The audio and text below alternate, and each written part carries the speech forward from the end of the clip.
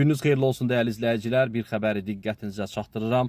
Bugün Audiovizual Şurasının online iclası keçirilib. İclasda Kanal S televiziya kanalında yayımlanan Sözün Bitdiyi An proqramının 28 mart tarixində saat 11:12:46 efirə getmiş buraxılışında aparıcının səsləndirdiyi fikirlərin qanunvericiliyin tələblərinə uyğunluğu müzakirə olunub.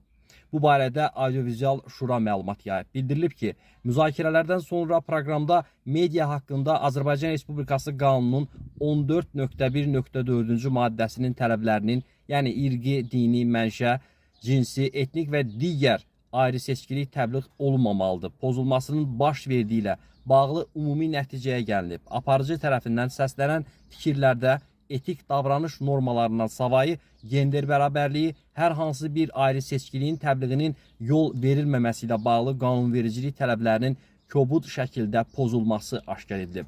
Sonda qeyd olunan pozuntu faktına görə qanunla müəyyən edilmiş ən uzun müddətli yayımın dayandırılması sanksiyası tətbiq olunaraq Kanal S televiziya kanalının proqramlarının yayımının 4 aprel 2025-ci tarixdə saat 6-dan 5 aprel 2025-ci tarixdə saat 6-ya dək 24 saatlıq dayandırılması ilə bağlı müvafiq qərar qəbul olunub.